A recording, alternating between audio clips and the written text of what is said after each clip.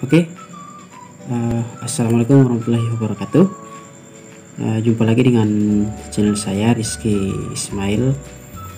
Oke, pada video kali ini kita akan belajar materi pada lanjutan dari materi sebelumnya. Materi kita yaitu terkait dengan tanya jawab seputar penyusunan proposal skripsi. Bagian 2, dimana di dalam bagian 2 ini itu terdiri dari landasan teori, kerangka konseptual, dan hipotesis. Nah, untuk materi ini itu dimiliki atau dirilis oleh Azwar Juliandi dari Universitas Muhammadiyah Sumatera Utara. Oke, pada video saya sebelumnya sudah saya jabarkan video tentang tanya jawab seputar penyusunan proposal skripsi bagian 1 terkait dengan batasan penelitian, tujuan penelitian, manfaat penelitian, dan sebagainya. Oke, kita masuk pada bagian pertama. Di sini kita perbesar dulu ya teman-teman.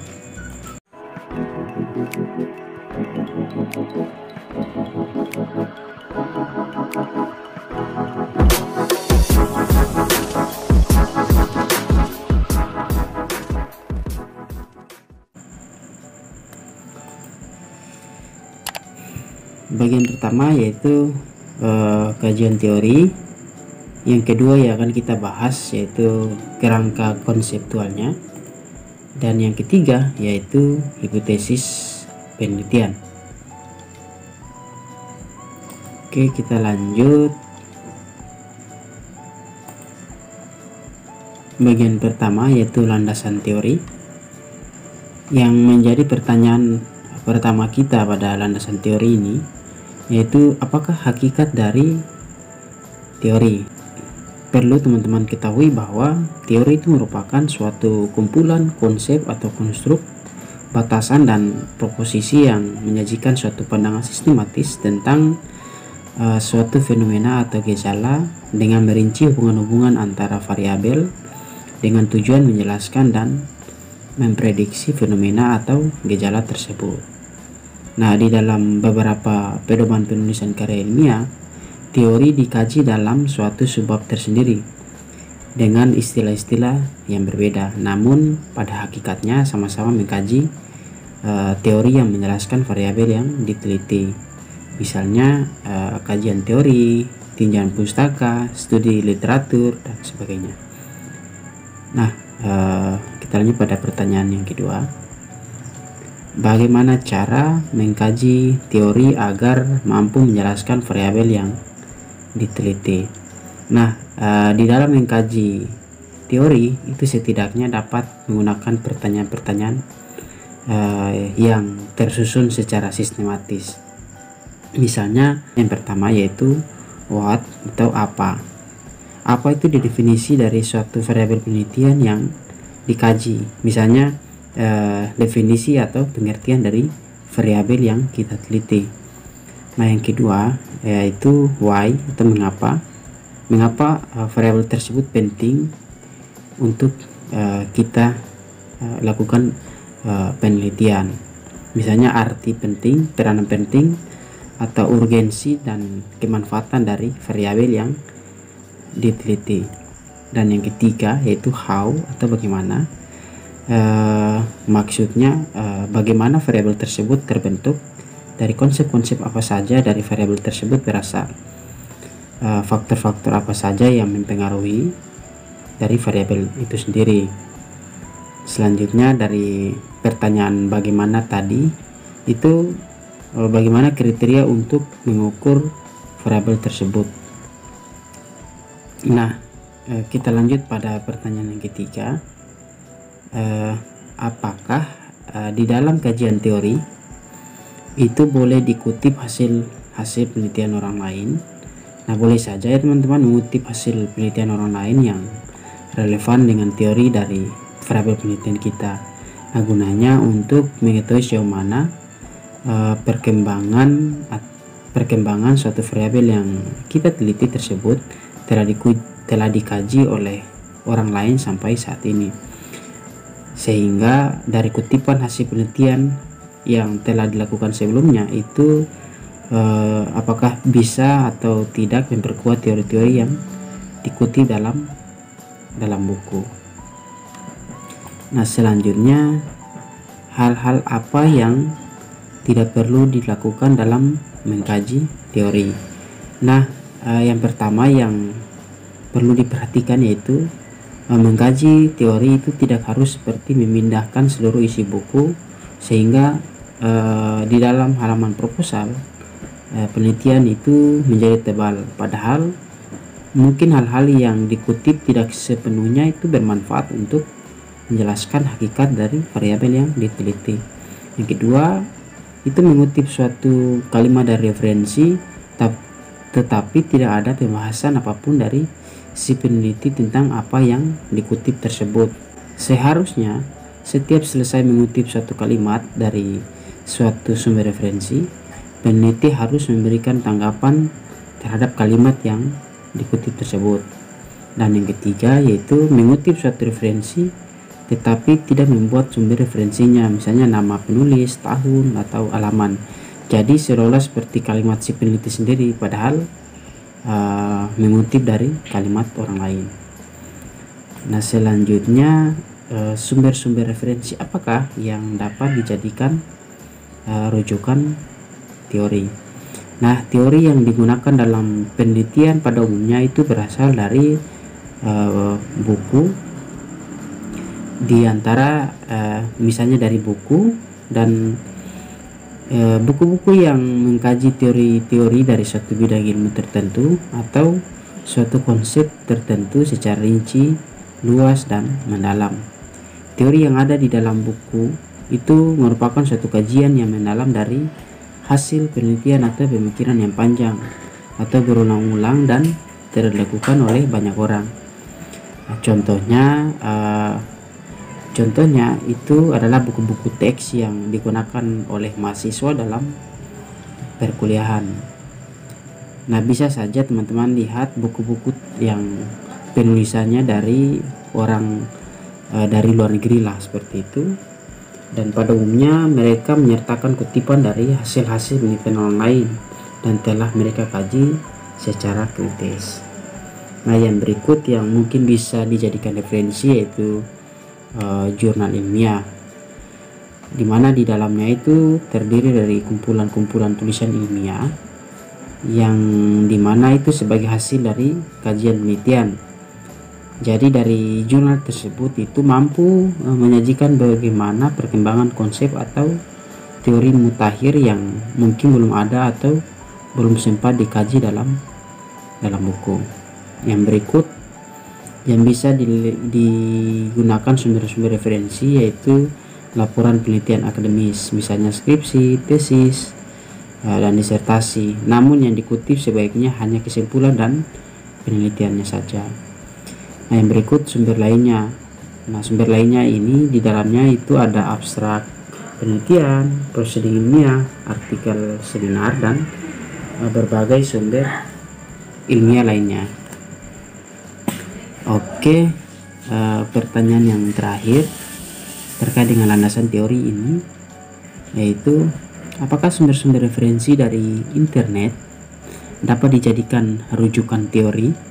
Nah, boleh saja teman-teman mengutip referensi dari internet, namun hanya dari sumber-sumber situs yang terpercaya. Contohnya yang paling sering digunakan oleh para peneliti adalah situs jurnal ilmiah online, di mana di dalamnya disajikan berbagai artikel hasil penelitian atau abstrak atau ringkasan penelitian. Oke, mungkin itu penjelasan singkat dari landasan teori. Kita lanjut pada bagian kerangka konseptual. Nah, di kerangka konseptual ini untuk pertanyaan pertama di sini, apakah hakikat dari kerangka konseptual?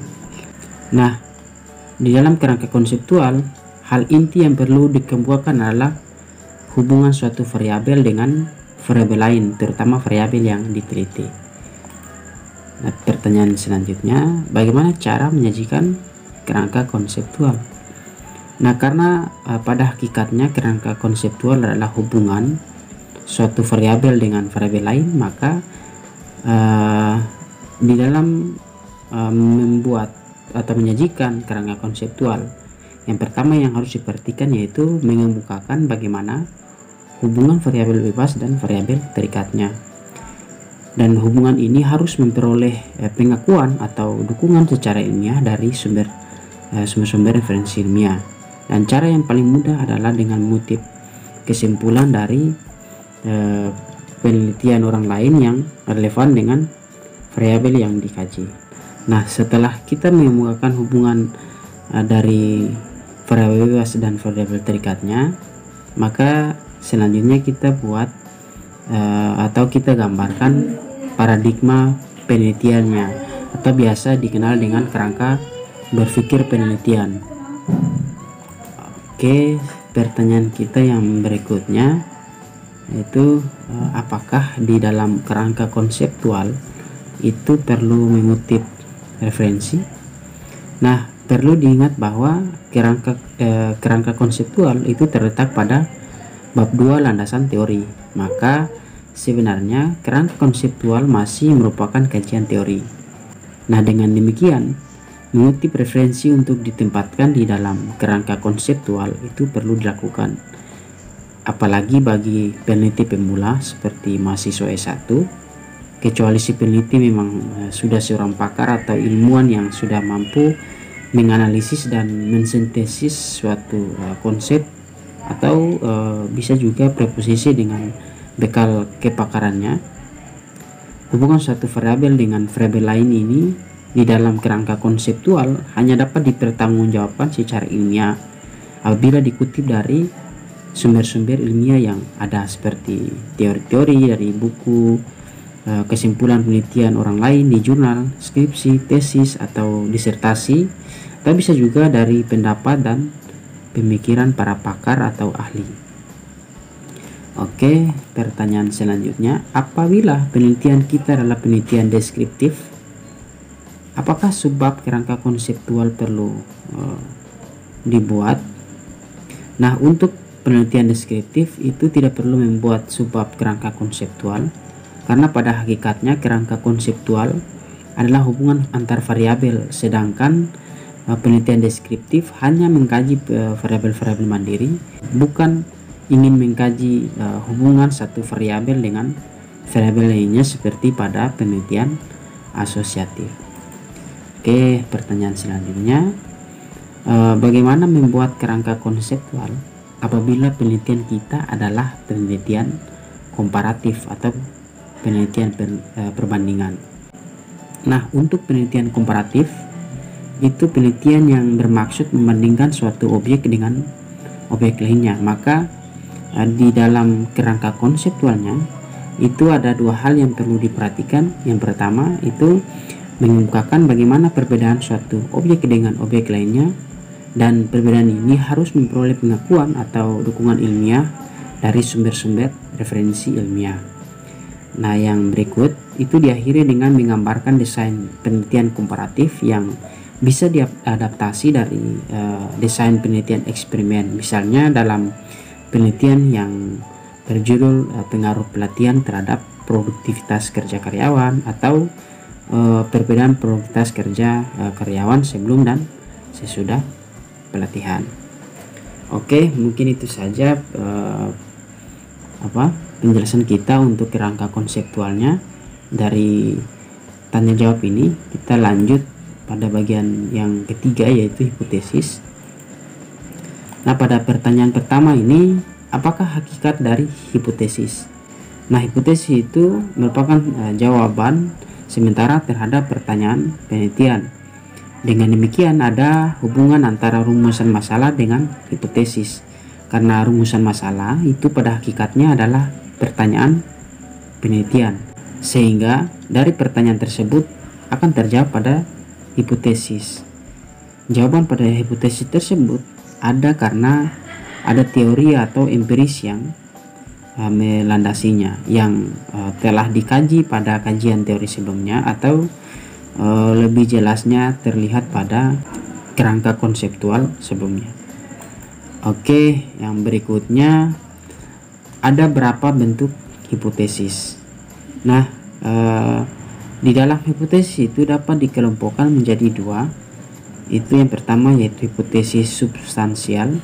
Itu hipotesis yang mengandung pertanyaan mengenai relasi antara dua variabel atau lebih yang sesuai dengan teori. Itu misalnya ada hubungan kualitas produk dengan minat konsumen. Contoh lainnya, ada perbedaan minat konsumen daerah perkotaan dan pedesaan. Nah, untuk hipotesis yang berikut, hipotesis statistik, itu hipotesis yang tidak dapat diuji. Agar dapat diuji harus terlebih dahulu diterjemahkan termnya atau statistik yang biasa disebut dengan hipotesis statistik, yang dimana di dalam hipotesis statistik ini juga terbagi menjadi dua, yang biasa kita kenal dengan hipotesis nol, yang dimana menyatakan tidak adanya hubungan, dan ada juga hipotesis alternatif atau H1, dimana menyatakan adanya hubungan. Oke, pertanyaan berikut, dalam sebuah hipotesis apakah yang perlu dikemukakan? Apakah hipotesis substansial atau hipotesis statistik? Nah, ketika peneliti ingin menyusun hipotesis karena berdasarkan teori atau empirik, maka peneliti cukup menyajikan dalam bentuk hipotesis substansial. Nah, hipotesis statistik itu dapat ditempatkan pada subbab-subbab pembahasan. Nah, selanjutnya, apakah kata signifikan itu perlu dikemukakan dalam pernyataan hipotesis? Nah, kata signifikan itu berarti atau nyata. Boleh saja tidak dikemukakan di dalam pernyataan hipotesis, karena signifikan atau tidaknya pernyataan di dalam hipotesis tersebut akan terjawab ketika data penelitian sudah diuji melalui uji hipotesis statistik pada subbab pembahasan. Oke, pertanyaan selanjutnya, apakah subbab hipotesis itu perlu dinyatakan apabila penelitiannya itu bersifat deskriptif? Nah, jika penelitiannya deskriptif, maka subbab hipotesis itu tidak perlu dikemukakan. Oke, mungkin itu saja materi kita pada kesempatan kali ini terkait dengan tanya jawab seputar proposal skripsi, di mana pada video kali ini kita bahas tentang landasan teori, kerangka konseptual, dan hipotesis. Oke, semoga video ini bermanfaat. Bantu channel ini dengan cara subscribe, like, dan share videonya agar video ini juga bisa dapat bermanfaat bagi teman-teman yang lain. Dan tidak lupa juga untuk aktifkan lonceng notifikasinya agar teman-teman tidak ketinggalan informasi menarik terbaru lainnya dari saya. Oke, mungkin itu saja. Terima kasih. Wassalamualaikum warahmatullahi wabarakatuh.